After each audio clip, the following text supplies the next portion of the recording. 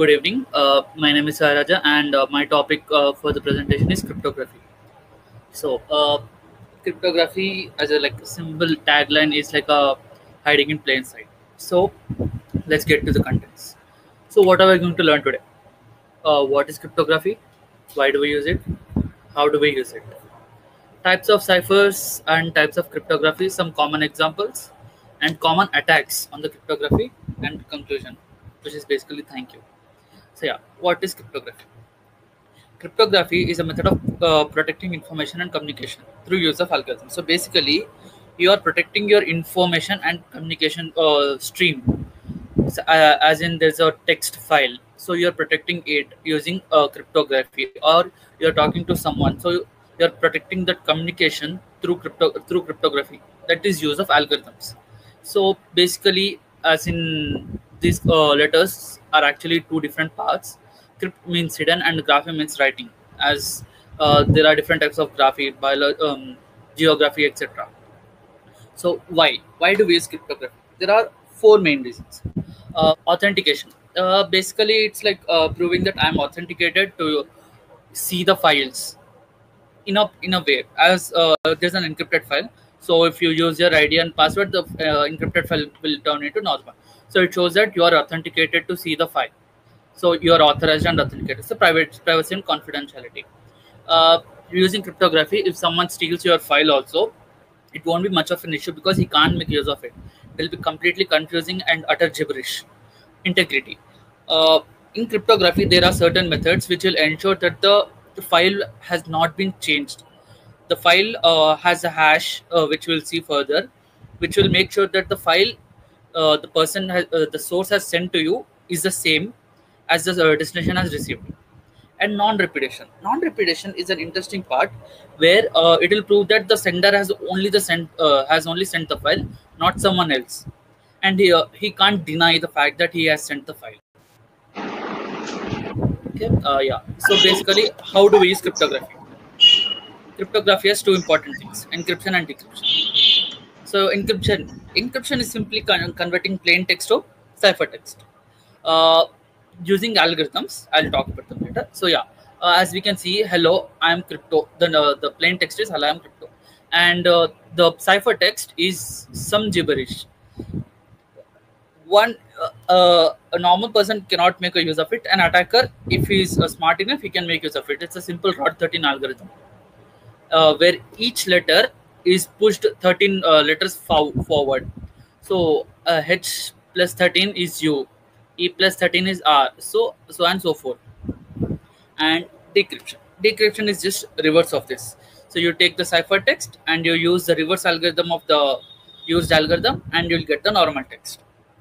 So basically, the encryption and decryption are, that's it. So yeah, key points. The most important things to remember, considering cryptography. The plain text. The plain text is the original message that we want to send, and it should be it is the most sensitive, comparatively, and it should not be seen or shared to others. Encryption algorithm. Encryption algorithm, there are many types of algorithm, and each algorithm is different. They have different types, like symmetric, asymmetric, hash function, and some would be very simple, like simply changing, as it's shown, all ends to 3, z to 1, a to 25, simple that, or as shifting their positions and transforming them into a different number or different ASCII value. A little bit complex. So yeah, the key is the literally the key of the cryptography. The key is the most important cipher. No, the key is important text, which can be used to decrypt the ciphertext. And it should not be shared to anyone unless you're sending into the destination. It should be kept safe. And ciphertext, as we have seen, plain text and ciphertext. Ciphertext is just gibberish, which a normal person cannot read unless he decrypts. And the decryption algorithm, which is just the opposite of encryption, where it uses the key we have inputted in the encryption algorithm and gives us back the plain text. So yeah, now the types of cipher. There are basically two types of cipher. First is block cipher. So block cipher. Let's take a block. A block is in the sense a single 64-bit file. Yeah, mostly it uses 64-bit, so we'll take 64-bit file. So there's a 64 bits of normal text. We use an encryption key and encrypt it, and we'll get a block of 64-bit cipher text. That's it. It does it in blocks. It does not do it all at once, nor it does one by one line. So it will divide it into 64-bit parts. It will do each part as a cipher text, and it will give it as a cipher answer at the end. So next is the stream cipher. So yeah, as we can see in the diagram, it's not as a block, or it's not as an anything saying that the plain text is a box. Here it is divided into 8-bit streams or 1 byte. So each byte is encrypted and sent forward. So the key stream generator will generate lots of keys. So for each byte, there's a key. Usually in stream cipher, the keys are not that big, because you can't keep on generating too large keys. But the encryption is way complex, because for each byte there's a new key, and for each part you cannot completely decrypt it easily. So yeah, types of cipher. So yeah, types of cryptography: symmetric, hash, and asymmetric. So yeah, first symmetric. So symmetric means basically there is only one key, and both the sender and the receiver uses the same key to encrypt and decrypt the data. So yeah, the most popular one is DES. They have used triple DES, because DES was somewhat compromisable. So yeah, why advantages and disadvantages? Let's go for it. Advantages: it's very simple to use. You just have one key, and you can just encrypt it and send it. It's way faster, because there are not many keys, and there is not a lot of logic involved in sending or receiving. And third one is it's useful for large amount of data. You can uh, encrypt a large amount of data and all that stuff. Next, the private key exchange problem. As I have said, there is only one key. If the key is compromised, uh, anyone can encrypt the data.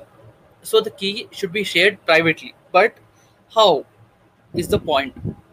As they have to meet, or they can't share it online. Even if it's not public, it's private. Someone can break in, someone can hack in, and they can steal the key. So it should be with face to face. Still there are many issues there. So the most important issue is the private key exchange problem. So the exchanging the key is a big issue here, and more damage is if compromised.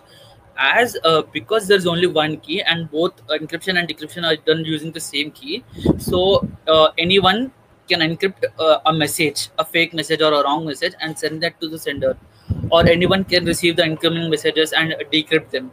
So comparatively, it does more damage if something happens to the key, if the key is lost, or if the key is stolen. Next, a simple example of Caesar cipher. Caesar cipher, basically, it is a shift-based cipher, where it shifts each letter to 5 spaces next. 5 spaces. So you can go left or right. So basically, we can see it's all the alphabets, and as we can see the below, it's all the cipher alphabets. We have shifted the place a little 5 to the right. Now you'll be thinking, why did we come after A? Because there is nothing to the right of A, right? It's a circular cipher. So before A, like it will go Z, I, X, W, V. It'll go in that way. Now hash function.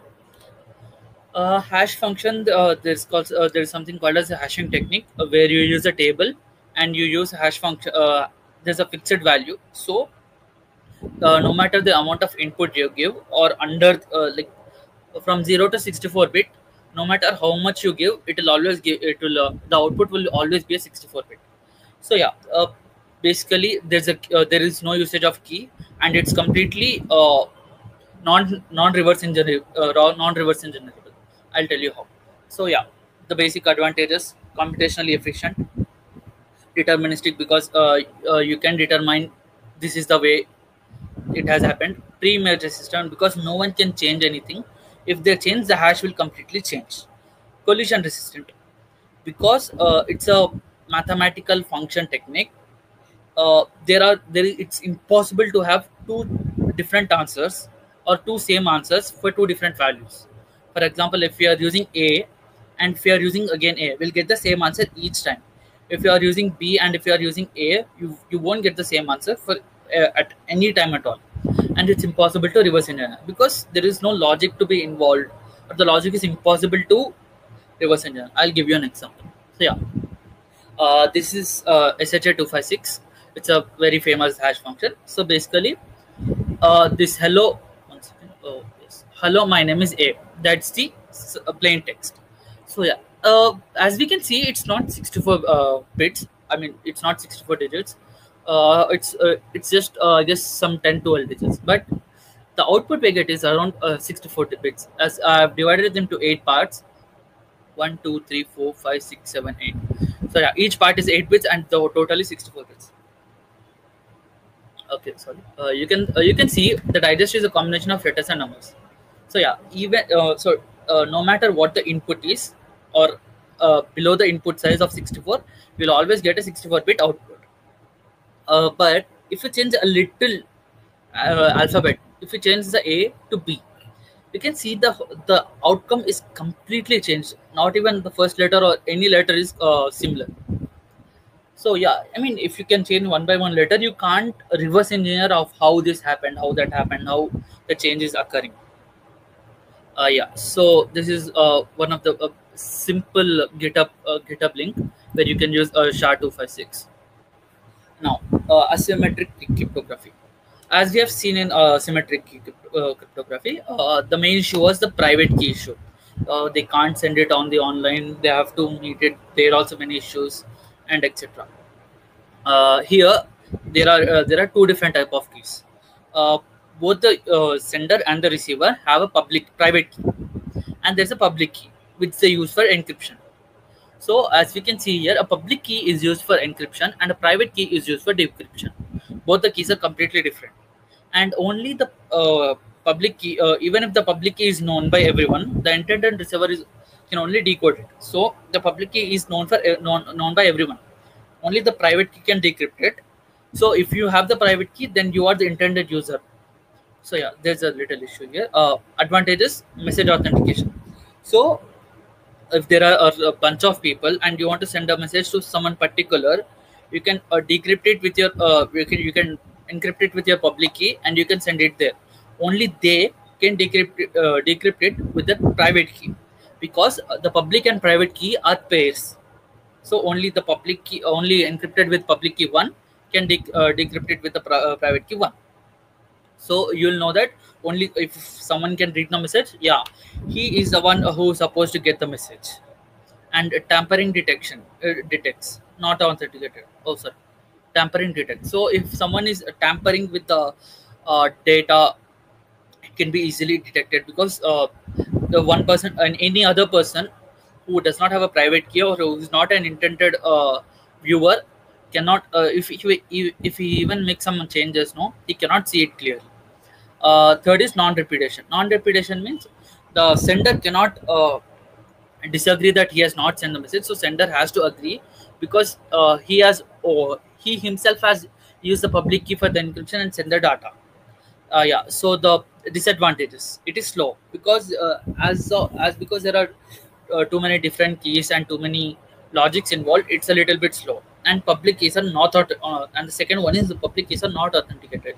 So you may use someone else public key instead of receivers, and you can just send something the data which you thought was the public receiver's public key. So that's the issue here. So this is a very complex thing. I tried to make it as simple as possible.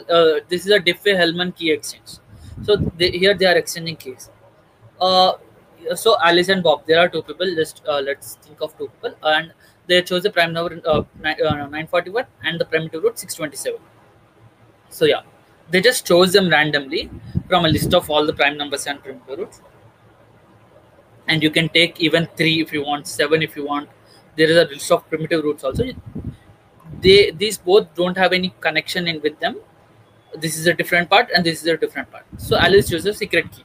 This is her own key and it's not shareable and publicly.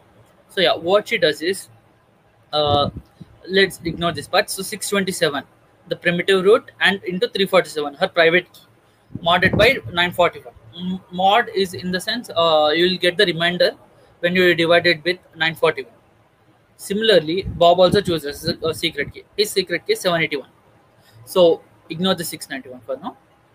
627 into 780 power. Its power actually, not into its power. 627 power 781 mod 941. So you multiply 627 into itself 781 times. So for an example, it's a too big. So yeah, Alice and so yeah, we'll get 691 for Bob and 390 for Alice. So they exchange these numbers, because if anyone gets the number also, they can't reverse engineer, because you need to know both primitive root and the prime number to make some use of the 390 and 691. Without that, you cannot make any use. So they extend it now. Alice has 691 and Bob has 390. So yeah, they just reverse engineer it. They'll again multiply and mod it. See, as we can see here, 627 times 347.781. So it's multiplied again and again. This is power is equal to a power b or b power a. As you can see, the b here is 781 and 347, and again you will mod. So the 470 is the shared secret key.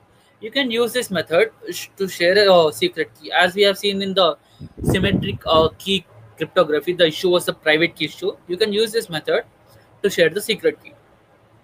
Yeah, some common examples for each type of the encryption. Yeah, public key encryption. A public key is asymmetric key, as you can share the key in public and there will be no issue. So yeah, Diffie-Hellman and RSA. RSA is one of the famous Rivest, Shamir Adelman, and Elgamal, ECC, and DSA. Hash functions. So basically, as we have seen, SHA-256. So the hash function was a a secure hash algorithm.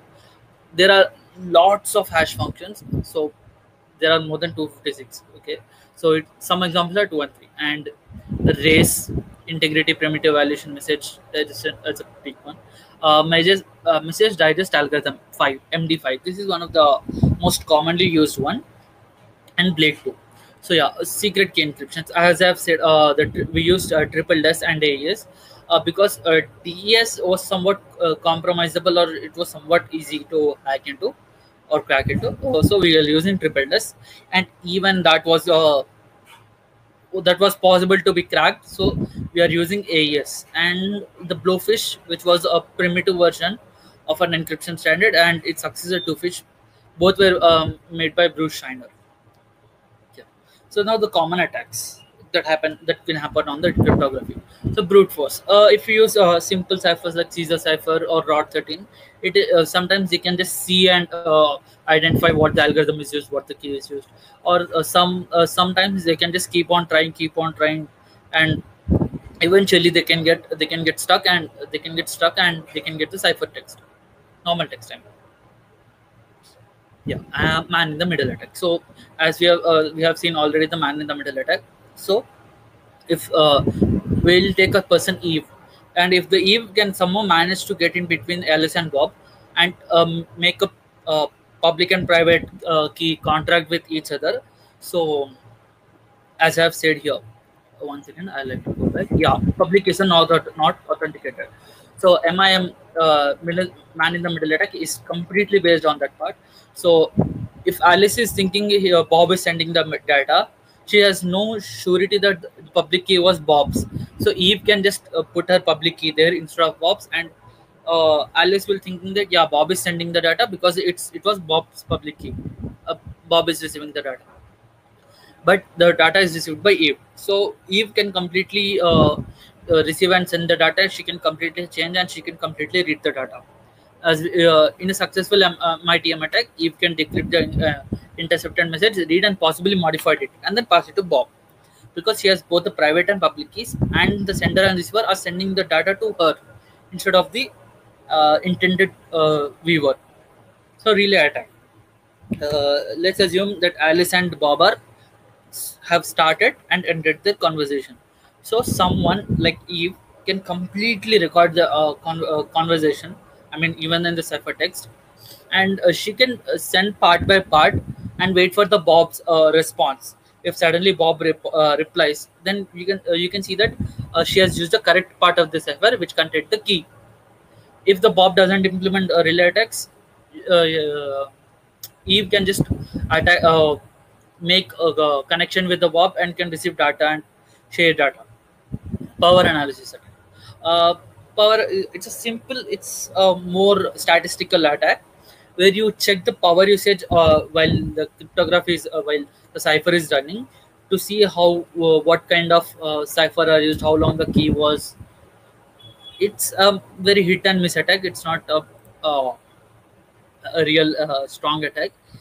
It may be helpful as it can help us to choose between few options, but it cannot narrow it down from far options. So yeah, thank you.